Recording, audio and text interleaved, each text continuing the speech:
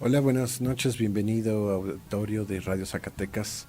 Estamos aquí transmitiendo en vivo desde las instalaciones de CISART. Nos da mucho gusto reencontrarnos con ustedes y avanzar, aprovechar el tiempo que tenemos para transmitir, compartir con ustedes un fragmento de la conversación que de hecho existe entre el psicoanálisis y la cultura, pero compartirla con ustedes. Eh, Tenemos en esta ocasión a Verónica Ruiz aquí en cabina también. Bienvenida.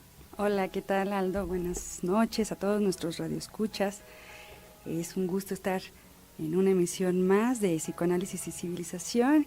Y bueno, nos gustaría invitar a todos nuestros radioescuchas a que se comuniquen aquí a los teléfonos, aquí a cabina de CISART, para que puedan hacer sus preguntas, sus comentarios. Y bueno, les dejamos el teléfono, es 492-924-0532. Y también pueden comunicarse a nuestro WhatsApp de Espacio Lacaniano al 492-166-4020. Y bueno, pues a propósito del Día Internacional de la Mujer que acaba de pasar hace 2 días, ¿no? El 8 de marzo, pues quisiéramos entonces hablar sobre lo femenino. ¿Qué tiene el psicoanálisis que decir al respecto sobre lo femenino, Aldo? Muy bien, pues tiene que decir muchísimo. Hay que darles algunos datos para ponerlo en contexto de la relación de facto que tiene el psicoanálisis con lo femenino. Datos como el que aproximadamente el 90% de la población de la Asociación Mundial de Psicoanálisis, incluso la población del campo freudiano, y es mujeres, son mujeres. Entonces eso da cuenta de facto que hay una relación, digamos que de fondo, entre la posición psicoanalítica y la posición femenina. Como que hay, eh, por definición o por estructura o por la naturaleza propia del psicoanálisis, lo ubica más cercano al campo de lo femenino. Y de ahí también que, bueno, tenemos entonces que reconocer y agradecer también a muchísimas mujeres que sostienen el psicoanálisis alrededor del mundo. ¿Sí? Es entonces también el quehacer psicoanalítico algo que tenemos que reconocer en uno de los tantos quehaceres que hacen las mujeres en la cultura en la actualidad. Ahora, por el otro lado, transmitir también que tanto Sigmund Freud como Jacques Lacan dedicaron gran parte de su obra y de su pensamiento a lo femenino. ¿Sí? Y como nadie, podríamos decir nosotros que el psicoanálisis, como ningún otro campo, ha localizado, escuchado y aprendido tanto de lo femenino como nosotros, ¿no? Entonces es muchísimo el trabajo que se ha hecho, pero ahora pues podemos transmitir al menos algunos fragmentos de toda esa vasta obra que hay. Y decimos, por ejemplo, una serie de conclusiones, ¿no? Que el psicoanálisis de por sí ha localizado más bien como lógicas femeninas y lógicas masculinas. ¿Sí? Esto quiere decir que no se reduce lo que nosotros llamamos lo femenino a un asunto biológico. Digamos entonces que cuando nos referimos a lo femenino pueden haber, digamos, mujeres, cuerpos de mujeres ahí o cuerpos de hombres ahí. Y viceversa, cuando nos referimos a lo masculino pueden ser mujeres u hombres más posicionados en el lugar de lo masculino, o en las lógicas masculinas. Dejando eso claro, hay que agregar también que se trata de una mezcla finalmente. Entonces, hombres y mujeres tienen una tendencia más marcada hacia lo femenino o hacia lo masculino. Sí, dices que se trata de posiciones. Entonces, Sí, más de una posición lógica. No se puede, no se pudo explicar la subjetividad femenina, el discurso de las mujeres, por ejemplo, simplemente por un asunto cromosomático o estrictamente biológico. No es suficiente. Si bien hay bases biológicas que Freud las toma en cuenta y que una de las obras más importantes al respecto se llama así, o sea, se llama así, consecuencias psíquicas de la diferencia sexual anatómica, ¿no? Ese es uno de los textos más importantes que hizo Freud, así como otros. Pero también nos deja claro que nosotros en donde profundizamos, en todo caso, son en las consecuencias psíquicas o las consecuencias en la subjetividad de los seres humanos que deja una diferencia sexual anatómica. Ahora bien, esta diferencia sexual anatómica es una especie de néctar, de núcleo lógico que vale la pena comentar aquí con los radioescuchas.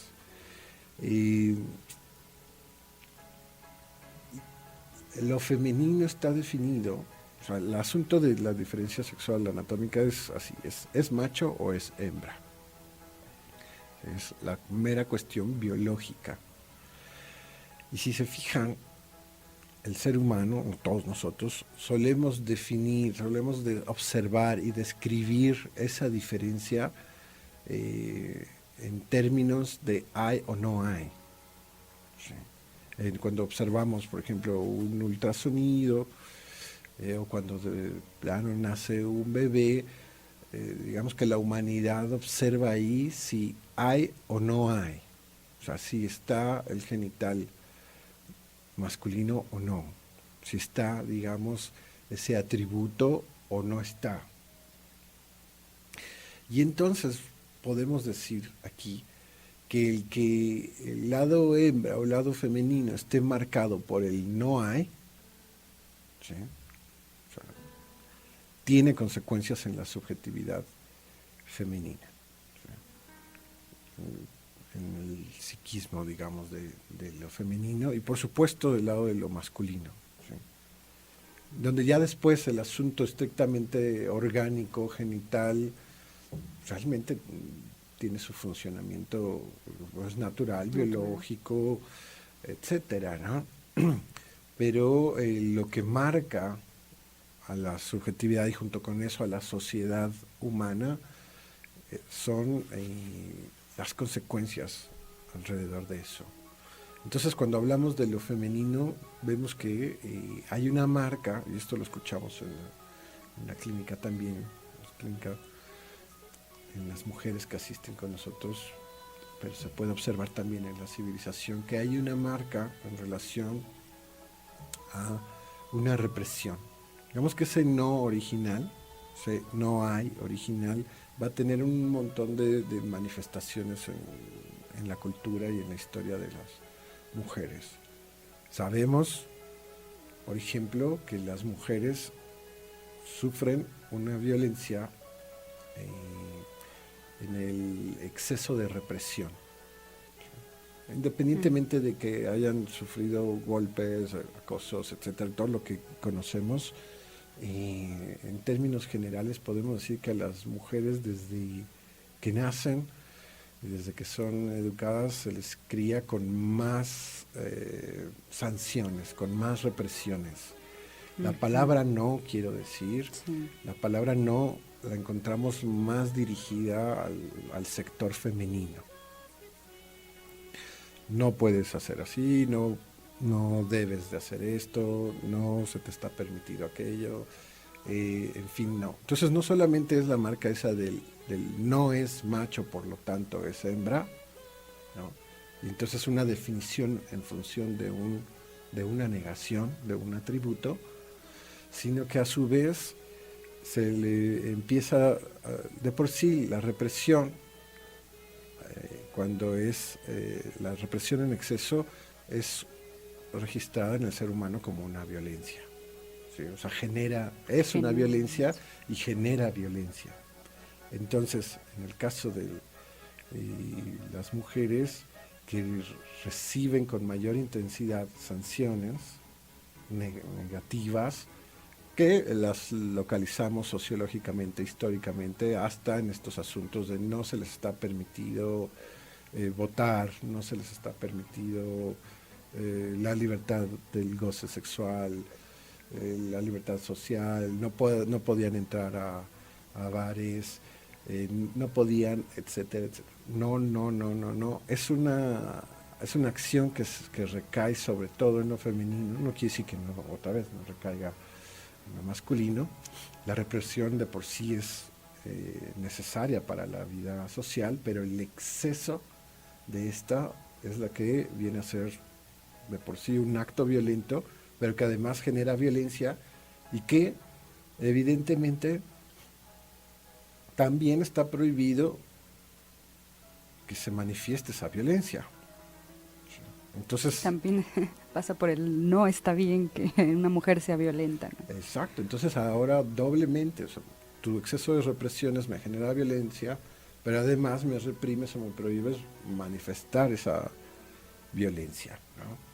Y con ideas o significantes ideales como que las mujeres deben de ser quietecitas o son más pacíficas. Y como dice Freud en ese texto y en la conferencia sobre lo femenino, la conferencia 33, dice, los niños y las niñas, tienen, digamos, por definición, la misma cantidad de violencia, ¿no? Al revés, no se le puede acusar a las mujeres de estar rezagadas en nada, en sí mismas. En todo caso, más bien se les rezaga, se les restringe, se les reprime, se les contiene. Podemos decir que en términos generales, hombres y mujeres, insisto, en la humanidad reculamos, intentamos contener, intentamos minimizar, incluso negar la existencia o la esencia de lo femenino. Bien, regresamos entonces, auditorio, estamos hablando, digamos que bajo los ejes de la biología y la ética. En esta ocasión estamos hablando de lo femenino.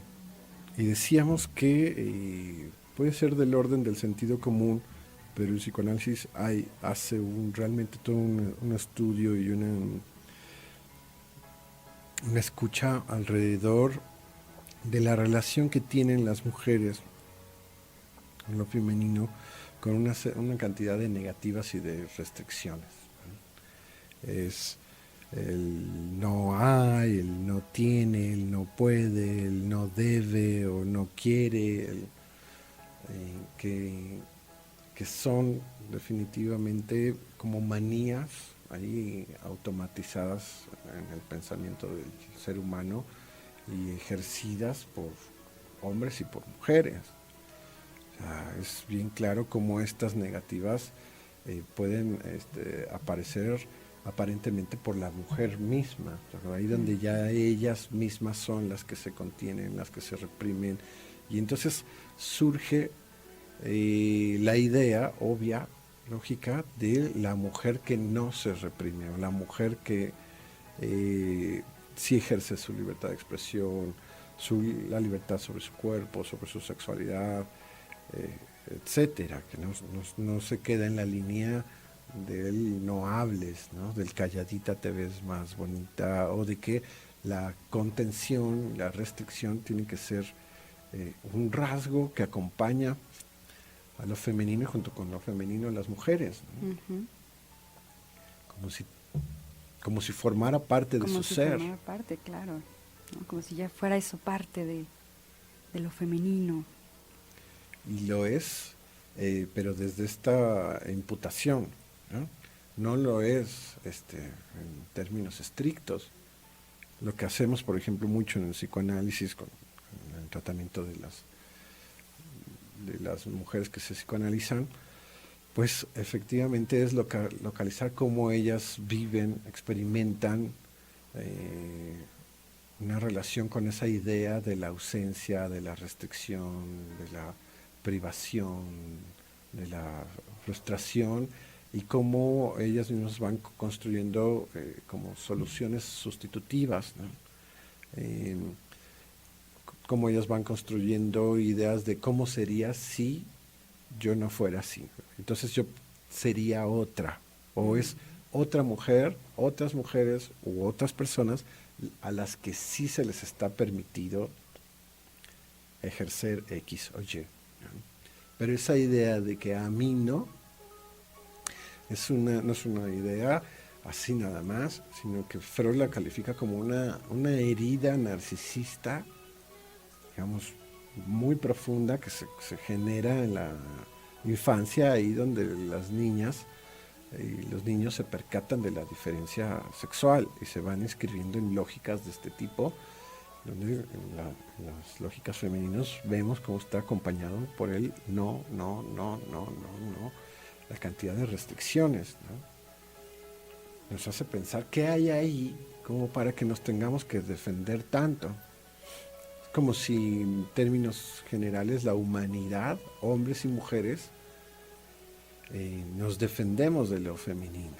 Es paradójico porque por un lado se defiende de eso femenino y por el otro lado también sabemos que es del lado de lo femenino y del lado de las mujeres donde se hacen las grandes exaltaciones, ¿no?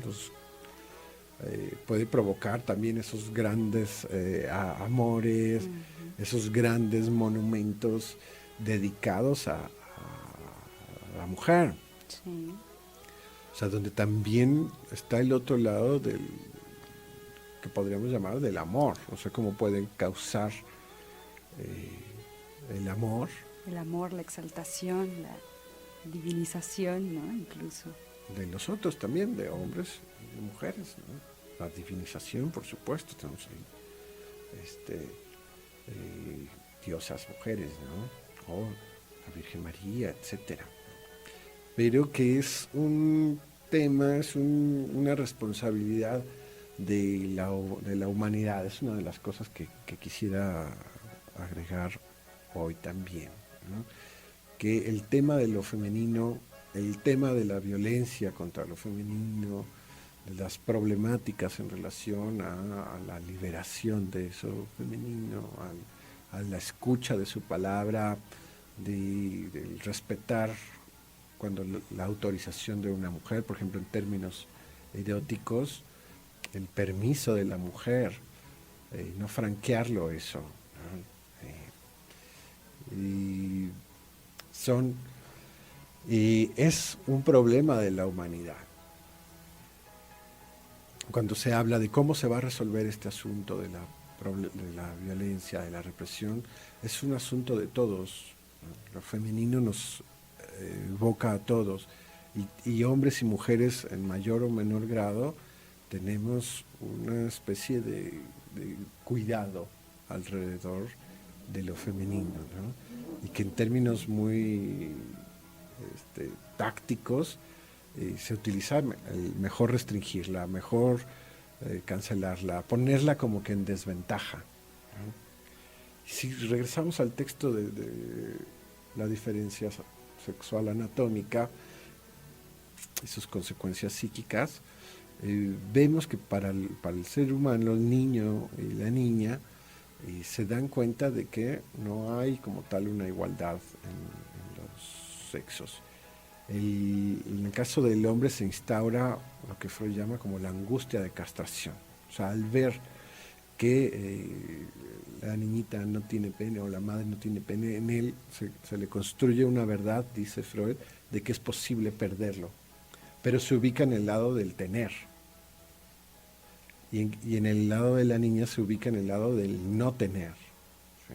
La herida esa es evidentemente narcisista, es producto de una construcción simbólico-imaginaria del por qué el otro sí tiene y yo no. Hasta allá lo podemos llevar y lo lleva Freud. Pero si lo ves en lo social y en las demandas actuales, sigue siendo la misma lógica de por qué estos hombres sí y nosotras no. Ujú. Y a veces, ¿por qué estas mujeres sí y nosotras no? O sea, donde también el asunto de la otra mujer aparece ahí, como que hubieran ciertas mujeres que sí tienen cierto privilegio, pero que hay muchas otras que no.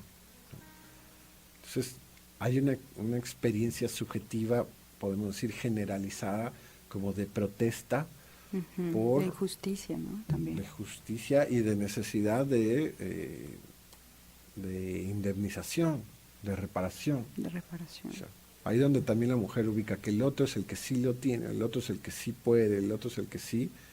Y entonces una de las reacciones que dice Freud que hace la mujer es, cuando se adjudica eso a lo masculino, dice, puede ser la masculinización de las mujeres, que no es el asumir lo femenino, devenir mujer, sino es el que ciertas mujeres pueden masculinizarse para entonces ahí entrar en la lógica del sí tengo, sí soy, sí puedo, pero con la mascarada masculina. No es el otro lado de la invención de qué hacer con el vacío, con la falta, con la nada, con la soledad, que es propio de lo femenino, y en ese sentido hay toda una sabiduría al respecto. O sea que las mujeres pueden hacer, saben hacer mejor con la nada, con la falta, con la ausencia. Tienen ahí un plus, porque el hombre a veces con cosas muy insignificantes puede estar en la idea del tener, ¿sí? Y puede conformarse con un pobre circuito en donde él cree que tiene y que entonces en ese sentido tiene un plus sobre los demás o sobre ellas, ¿sí?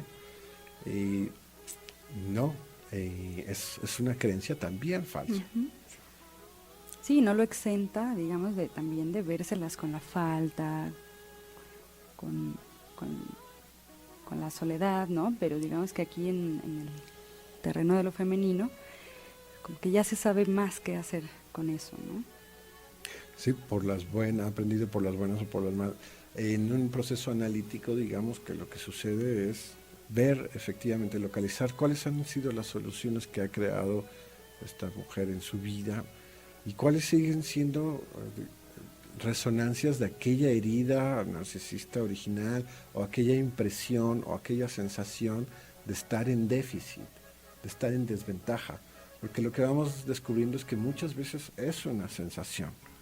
Tenemos mujeres que son profesionistas, que tienen maridos muy amorosos, han tenido hijos, etcétera, pero que no dejan de sentir una especie de fantasma en relación a la injusticia, incluso a la necesidad de venganza, a la necesidad de una indemnización, de una reivindicación, por ejemplo, también, ¿sí? Ahí sí, aparentemente solo por el hecho de ser mujeres. Pero cuando escuchemos eso, agreguemos también que es por el hecho de estar localizadas como el negativo de algo, ¿no? Es eso de pensar a la mujer como el negativo del hombre tiene consecuencias psíquicas, sociales, emocionales fuertes, ¿no? Que son las que se discuten en términos coloquiales en la cultura, en el día a día, pero que el psicoanálisis ha estudiado, ha investigado las raíces de eso, ¿no? Y sobre todo se ha dedicado a despejar, en los casos que así lo amerita, estos rasgos imaginarios, ¿sí? Estos fantasmas alrededor de eso, que a veces son lo que persiguen a ciertas mujeres. Más allá de los casos donde efectivamente hay injusticias, hay rezagos, y que se va avanzando ahí jurídicamente y socialmente, poco a poco, con muchas cosas que hacer. Más allá de eso, en el terreno estrictamente subjetivo, psicológico, digamos, hay sensaciones de este orden, del sentirse en déficit, que le estorban a la mujer misma para poder ser otra versión de ellas mucho más favorable.